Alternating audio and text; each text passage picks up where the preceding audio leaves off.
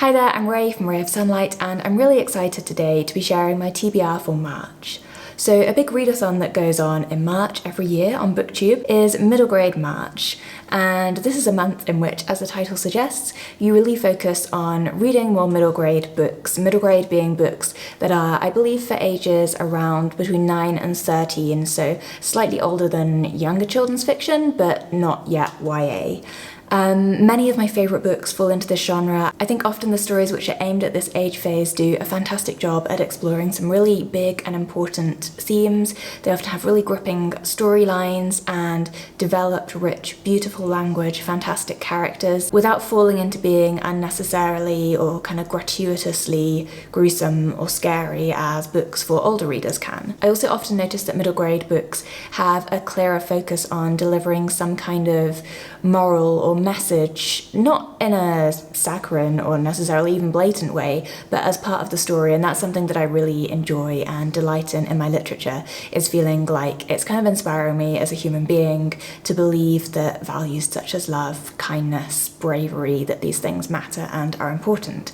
So yeah, I really love Middle Grade. Middle Grade March is hosted by Krista over at Books and Gems, Katie from Life Among Words, and Amanda from The Curly Reader. I will link all of their channels down below and their announcement videos so you can check those out. They've got loads of amazing things going on throughout the month of March. And without further ado, I will share with you my TBR for the month. So the first book which I'm going to be reading is the group read which all three of the hosts for Middle Grade March are going to be reading, and this is a book called Pony by R.J. Palacio, who is famous for having written Wonder, which I actually somehow haven't yet read. I know, Pony is, I think, a slightly magical realism-esque book about a young boy whose father gets taken away in the middle of the night, and this boy is left only with his imaginary friend, who is a ghost, and with this horse, who he calls Pony, who turns up, and they set out together to go and try and find his father. I think this is a story that has a fair amount of suspense in it, and I normally wouldn't be tempted by it. However, it is also a historical fiction. It's set in the Victorian era, which makes it a lot more interesting for me, and as the author is so renowned, I think it'll definitely be worth giving it a go. So I'm really looking forward to reading that. I also think it will be interesting because although I'm not aligning this one with Middle Grade March specifically, it would totally fit. I'm also going to be reading The Railway Children by E. Nesbit for Kate Howe's Kindred Spirits book club, which I didn't get around to reading in February. This is her book for March, and in this book as well, there are a group of children whose father gets mysteriously taken away, and so it will be interesting to see whether Palacio has kind of drawn on any of those tropes or features or themes from The Railway Children whilst I'm reading this more contemporary written book. We then move on to the Middle Grade March prompt. There are 5 of these, and the first one of the 5 is a book with 5 or more words in the title. I've got a book that's been sitting on my shelves for ages. A colleague of mine bought me this as a bundle of books that she bought when I first moved out to Congo, when I left the school that I was at. It was one of the loveliest presents I've ever received. She bought me some of her very favourite books which she thought that I would like, and this one is The Girl Who Circumnavigated Fairyland in a Ship of Her Own Making. One of the longest titles, apart from maybe the Guernsey Literary and Potato Peel Pie Society title thing. And this is a book that I've heard a lot of people say very good things about. I think it's an Alice in Wonderland-esque, very whimsical, quite high fantasy kind of story about a young girl who gets whisked off to fairyland and has to save it because fairyland is in a mess. I don't know much more about it than that, but as I say, I've heard many good things, so I'm looking forward to finally getting around to reading this one. The second prompt is a book with an orphan main character, which is a hugely popular trope in middle grade fiction, and for this I have chosen Pollyanna by Eleanor H. Porter, which is a children's classic that I haven't yet read.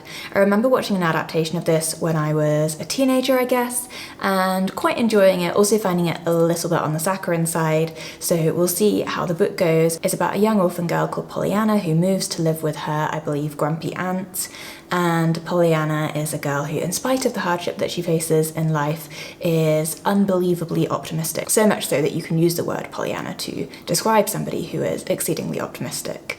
It's, that's like, I think it's dictionary definition if you were to look it up today. And she has this game called the Glad game, which she plays, whereby whatever your life circumstances are, you think about what makes you glad. So basically this idea of gratitude, right, which is so kind of popular at the moment. And then at some point she faces something which actually genuinely upsets her and she can no longer be glad, and it's about, I believe, how the people who she previously inspired with her optimism help her out of this dark period of her life. I am going to listen to this on Audible. It's one that you can listen to for free if you are a subscriber on Audible. So yeah, looking forward to finally experiencing that. I'm gradually working my way through all of the famous children's classics. They tend to be some of my absolute favourite books of all time, so I hope that I enjoy Pollyanna. The third prompt is for a contemporary book, and honestly, I realised that I don't know that much about contemporary middle grade. I had to think fairly hard to find a book that fell into this category. I'm presuming it means avoiding something which is historical fiction, even though it's been written more recently. I tend to read either historical fiction, children's literature, or just historical children's literature. Those are the kind of middle grades that I know a bit more about and tend to lean towards. However, I found a book for this prompt that I'm really excited to read. It is called The Time of Green Magic by Hilary Mackay.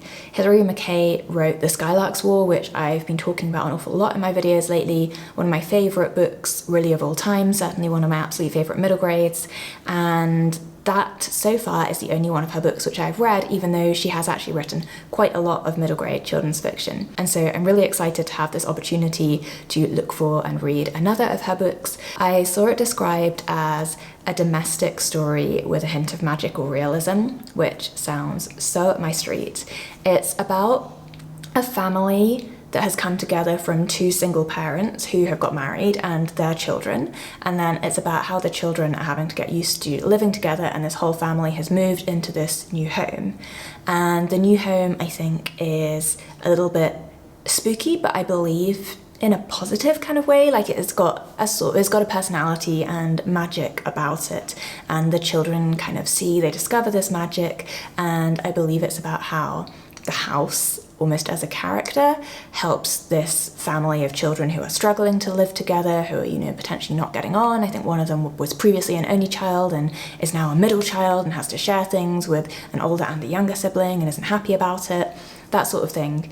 And yeah, it just sounds like a really charming idea. I adored Hilary Mackay's writing so much in The Skylark's War that I'm super, super excited to see what her writing is like in a different context. The fourth prompt is a book set in Asia or a book with an Asian main character, and I've gone a little bit curveball with this because I had only one book on my shelves that fitted the prompt, and it's a book which I kind of want to read for its sentimental value to me as an object, almost more than for the actual story that the book is about. So the book is this. It's called 3 Cups of Tea by a couple of people, Greg Mortensen and David Oliver Rellin. And the reason that I say this is a bit of a curveball is because it's an adult's book that has been adapted for young readers, which I don't think I would ever buy that kind of book myself normally. Like, I would just read the book that was written for adults. This book was bought for me by my teaching assistant before I went out to spend a summer working in Nepal running teacher development classes for Nepalese teachers. It's about a man who sets out to climb K2, which is one of the hardest mountains in the world to climb, I believe, in the Himalayas, and he gets horrendously lost and ends up being taken in and cared for by some local villagers. He then sets out to repay this kindness by building schools in many rural areas that didn't otherwise have schools. I was really touched when my teaching assistant bought this for me. She knew that I was going to Nepal, she knew that I loved reading, she knew that I loved reading middle grade books, and she knew that I was going out to spend my summer supporting teachers in order to support children in rural Asia, and therefore thought this book would be perfect for me. So I'm really, really looking forward to reading it, even though, like I say, I don't think I ever would have bought a children's version of an adult's book for myself. I'm quite intrigued to read it. For this prompt though, I must say I'm really looking forward to watching other people's TBRs and seeing some suggestion videos to gather a few more ideas of